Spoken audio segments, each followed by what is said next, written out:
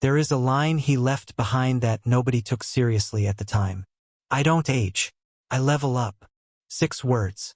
Posted on his birthday.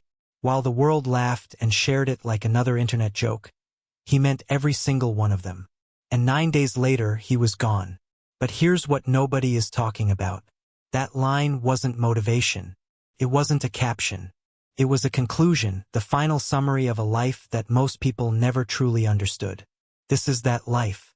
All of it. The parts they left out, the parts that hurt, and the parts that will make you question how you're living your own.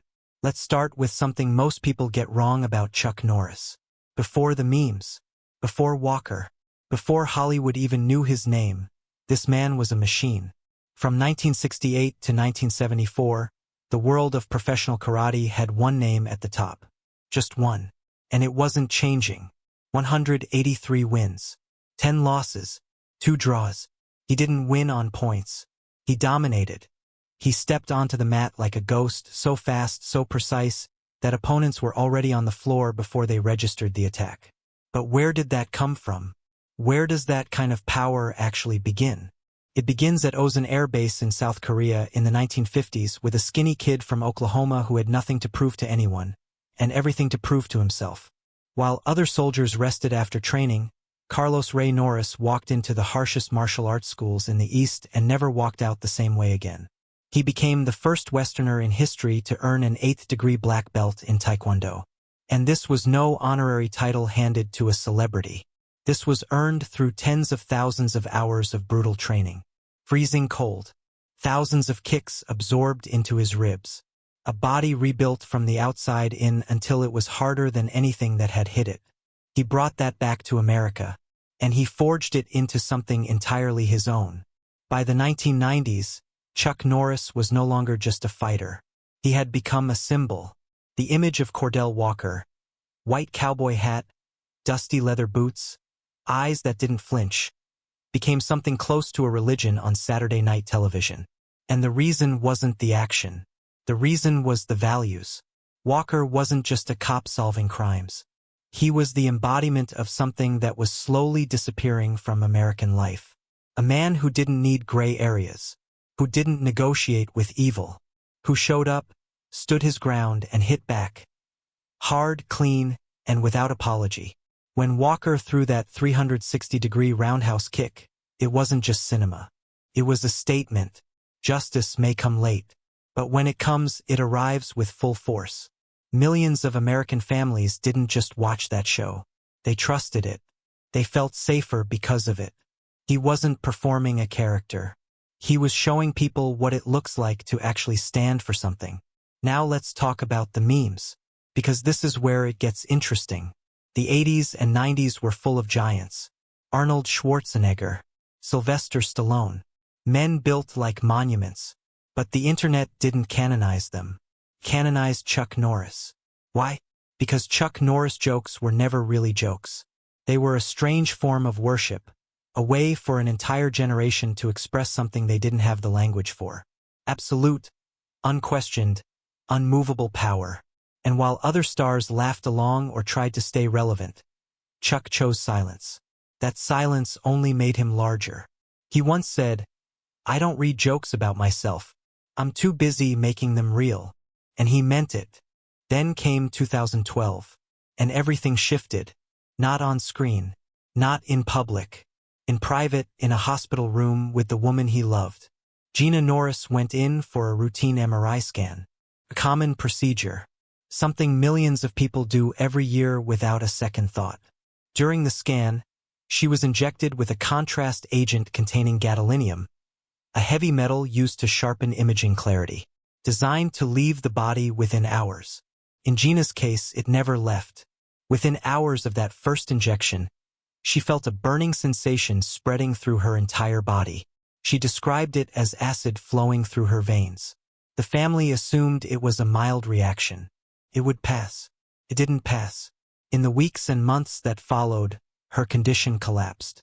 Rapid weight loss, extreme weakness, in and out of hospitals, unable to function. There were nights, Chuck later recalled, where she was afraid to fall asleep because she wasn't sure she would wake up. And Chuck Norris, The man who had defeated every opponent placed in front of him for 6 decades, stood in that hospital room completely helpless. He couldn't kick his way out of this one. So he did the only thing left. He spent over $2 million traveling across the world searching for answers. He gave up every film offer, every event, every invitation. He sat beside her bed and he did not leave. Because to Chuck, if you cannot protect the person you love most, then every title, every belt, every victory means absolutely nothing. By 2017, helpless had turned into furious. Chuck and Gina filed a lawsuit against the pharmaceutical companies linked to gadolinium contrast agents. The figure mentioned was $10 million. But he made clear from the beginning the money was never the point. What he wanted was answers. What he demanded was transparency. He spoke publicly about things he had never said before. That patients were not told the full risks. That informed consent was not being given. That a system built to protect people was instead protecting profit. This was not an actor giving an interview about a personal struggle. This was a man with nothing left to lose, standing up and challenging a system far more powerful than anything he had ever faced in a ring.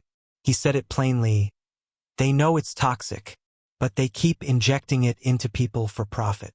And the world saw a completely different Chuck Norris. Not the screen hero, the real one, the one who was angry, the one who had been broken and rebuilt by something no movie could prepare him for. The lawsuit was eventually dismissed in 2020 with no settlement. Each side paid their own fees. He didn't win in court. But the FDA added new warning labels to gadolinium contrast agents.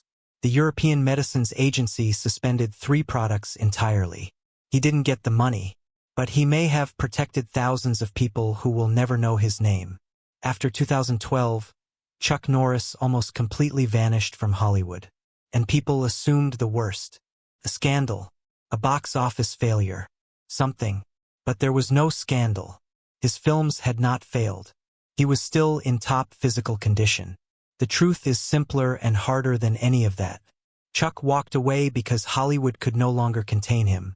He was a devoted Catholic, a hardline conservative, a man who refused scripts he considered morally corrupt, a man who rejected lines that went against the values he had spent 86 years building his life around. In a Hollywood that had shifted toward a different kind of storytelling, Chuck Norris felt like a foreign object, uncomfortable, uncontrollable. And in that industry, if you cannot be controlled, you get replaced. He didn't fight it. He just left. He went back to Texas, back to his ranch, back to the land, waking up at 4 in the morning, training in the cold, reading the Bible, living by the same discipline he had carried since Ozan Air Base, just without the cameras. His disappearance wasn't failure. It was the preservation of everything he refused to compromise. He would rather be remembered through 1,000 internet jokes than be seen bending for a single Hollywood executive. And then there was Kickstart Kids. While the world looked for him on red carpets, he was standing in classrooms in some of the toughest neighborhoods in Texas. He brought martial arts into schools full of kids the system had already written off. He didn't just teach them how to throw a kick. He taught them how to build self-respect, how to face difficulty without running from it, how to become someone the world hadn't given them permission to become yet. He wanted to create real-life Rangers, not on screen, in real life, and he did. The foundation served 58 Texas schools and over 120,000 young people across its lifetime. Not a film, not a fight, a room full of teenagers learning that discipline builds something inside you that no one can ever take away. That was the work he was most proud of. Not Walker, not the karate championships. That room, back to those 6 words. I don't age. I level up. We laughed. The internet shared it. We called it a Chuck Norris fact and moved on. But look at it again now that you know the full story. This is a man who rebuilt himself from nothing in South Korea, who built a karate empire with his bare hands, who stood beside his dying wife for years and refused to leave, who walked away from Hollywood rather than compromise, who fought pharmaceutical giants not for money but for truth, who spent his final years training at dawn and teaching children that their strength is not a sin, it is a responsibility. When he said, I don't age. He wasn't talking about his body. He was talking about his will, his refusal to decline, his absolute rejection of the idea that time gets to define what you become. And I level up. That wasn't motivation. That was a warning, a challenge, a question aimed directly at whoever was watching. Are you aging, or are you leveling up?